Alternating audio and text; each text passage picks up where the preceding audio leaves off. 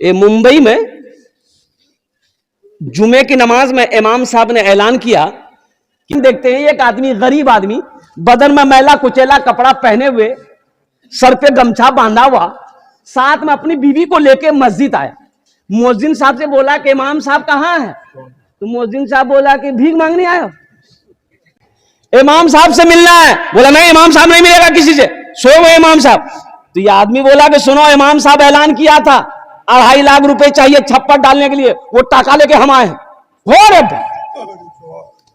मुअज्जिन का पैर की नीचे से जमीन खिसक गई कि शक्ल देखो, लिबास देखो, कपड़ा देखो, 2.5 लाख टका लेके आया। जल्दी इमाम साहब को उठाया कि उठिए, वो टाका मिल गया।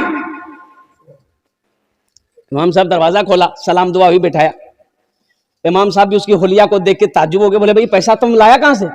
बोला हजरत लाया कहां से, हम अपने घर से लाए। और सुनो, इमाम बिल्डिंग वाला है, ये तो शर्म की बात है। बोला बाबू देखो, तुम चले जाओ ये पैसा लेके, ये पैसा तुम रखो, तुम अपना घर बनाना। बोला कि नहीं, हम इरादा कर लिए, पैसा कबूल कीजिए। बोला अच्छा ठीक, बैठो बैठो। अब मोहल्ले वाले करते, पूरे मोहल्ले में 5 लाख चंदा हुआ।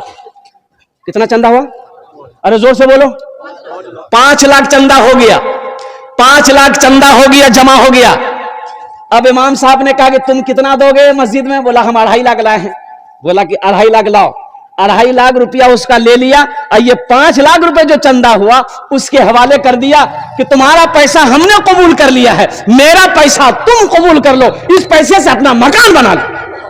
देखो अल्लाह कैसे नकद देता है, अल्लाह कैसे नकद देता है। वो 2.5 दिया, अल्लाह के रास्ते में खर्च किया, अल्लाह संगे संग साथे साथ 5 लाख दिए। हजरत राबिया बसरिया सलामुल्लाह